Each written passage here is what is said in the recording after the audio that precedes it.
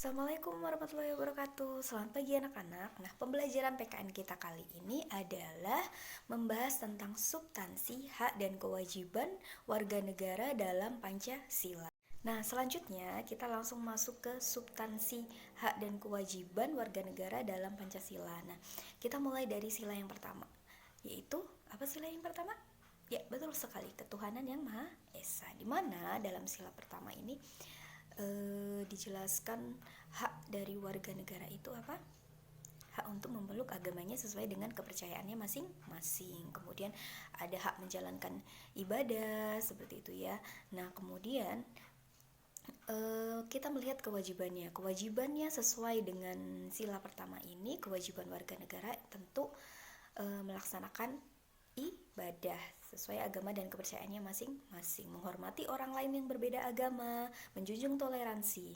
Nah, kenapa sih kita penting melaksanakan hak dan kewajiban tentang beragama ini sebagaimana sesuai dengan sila ke-1 ini? Karena di Undang-Undang Dasar pun mengatur tentang hak dan kewajiban beragama ini sebagaimana yang disebutkan dalam pasal 29 Undang-Undang Dasar Negara Republik Indonesia tahun 1945.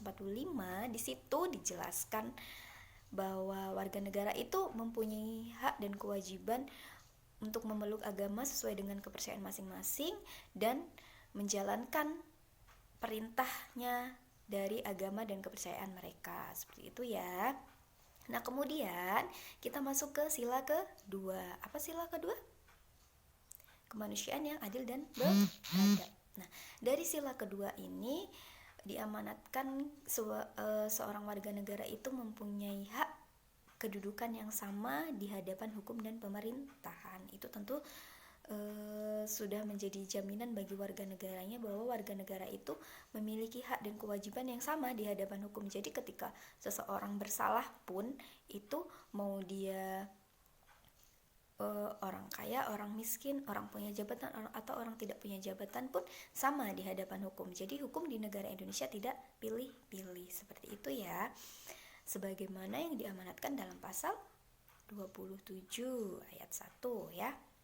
Kemudian kita sudah mengetahui haknya. Nah, lalu apa kewajibannya? Kewajibannya yang diamanatkan dalam sila kedua ini adalah kita untuk selalu bertoleransi, selalu mencintai sesama manusianya, artinya tidak menyakiti manusianya baik secara fisik maupun non fisik, kemudian saling tolong menolong, kemudian tenggang rasa kayak gitu ya, saling membantu. Jadi ketika ada teman kita kesusahan, kita harus saling tolong menolong, seperti itu ya anak-anak.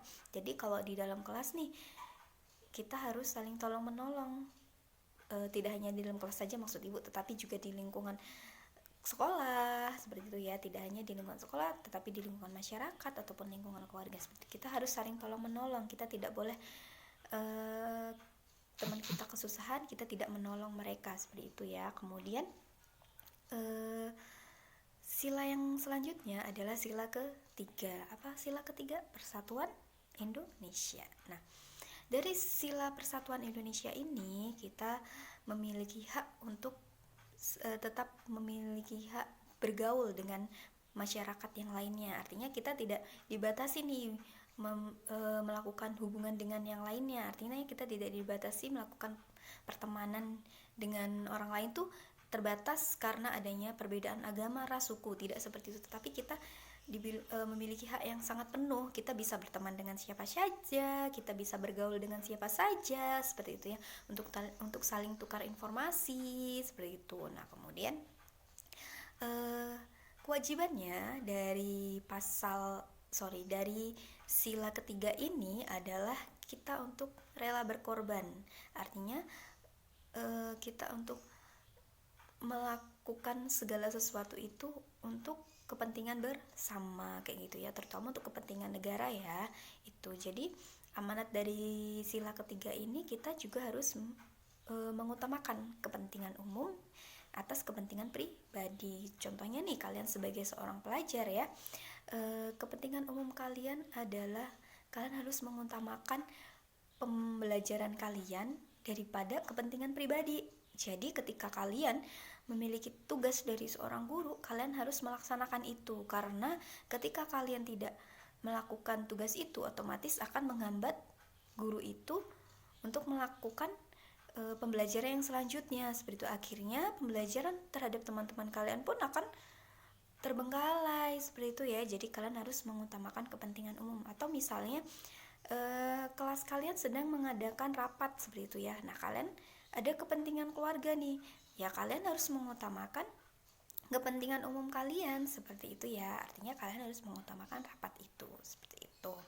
Nah, kemudian selain rela berkorban, amanat dari sila ketiga ini, kalian harus cinta tanah air. Nah, dengan adanya cinta tanah air ini, kalian berarti harus menjunjung tinggi nih negara Indonesia kayak gitu ya.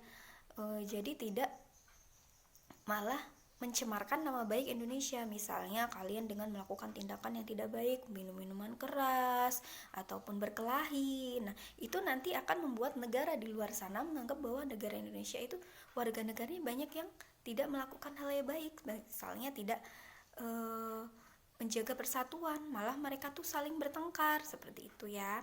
Nah, pun dengan teman kelas kalian, nah kalian tuh harus saling menjaga satu sama lain. Kalian itu harus menjaga persatuan kelas kalian agar tetap kokoh, agar tetap bisa mewujudkan kelas kalian yang baik, yang damai, yang bersatu seperti itu ya. Kemudian yang keempat, sila keempat apa? Kerakyatan yang dipimpin oleh hikmah kebijaksanaan dalam permusyawaratan perwakilan. Nah, jadi dari amanat sila keempat ini, kita memiliki hak untuk mengemukakan pendapat seperti itu ya. Seperti yang udah Ibu jelaskan sebelumnya, bahwa sila keempat ini memberikan kita sebuah kebebasan untuk mengeluarkan pendapat seperti itu. Kemudian kewajibannya tentu kita juga harus melakukan musyawarah kayak gitu ya. Jadi ketika kita ada permasalahan, kita harus melakukan musyawarah seperti itu. Kemudian selain itu kita juga harus menghormati pendapat orang lain yang berbeda dengan pendapat kita ataupun yang sama dengan pendapat kita. Kemudian untuk sila kelima sendiri adalah keadilan sosial bagi seluruh rakyat Indonesia, di mana dalam sila kelima ini kita memiliki sebuah kewajiban untuk melakukan gotong royong, kemudian untuk selalu bekerja keras. Jadi kita apalagi sebagai seorang pelajar ya, kita harus bekerja keras nih dalam mencapai pendidikan yang baik. Artinya untuk memperoleh ilmu yang baik, ilmu yang sangat bermanfaat, ilmu yang sangat banyak dalam dunia persekolahan, itu kita harus bekerja keras. Misalnya dengan cara belajar dengan giat. Apabila tidak ada informasi, artinya kalian kekurangan bahan belajar, ya kalian harus berusaha mencari informasi, membeli buku, mencari dari internet kayak gitu. Jadi kalau tidak ada jawabannya dari permasalahan yang kalian sedang hadapi dalam sebuah soal seperti itu ya, kalian itu harus berusaha untuk memecahkan permasalahan itu. Tidak, ketika tidak bisa langsung WA gurunya, "Bu, maaf saya tidak bisa." Tidak seperti itu ya. Jadi kalian pun harus bekerja keras. Karena apa? Karena itu amanat dari sila kelima, yaitu bekerja keras seperti itu ya anak-anak. Kemudian hak sendiri dari sila kelima ini adalah hak perorangan. Artinya individu itu diberikan sebuah hak melalui sila kelima itu, hak yang berbagai macam, yaitu seperti itu ya. Nah, demikianlah tadi ya anak-anak pembelajaran PKN kita hari ini. Semoga bermanfaat nih bagi anak-anak semuanya, dan tetap semangat, selalu jaga kesehatan. Wassalamualaikum warahmatullahi wabarakatuh.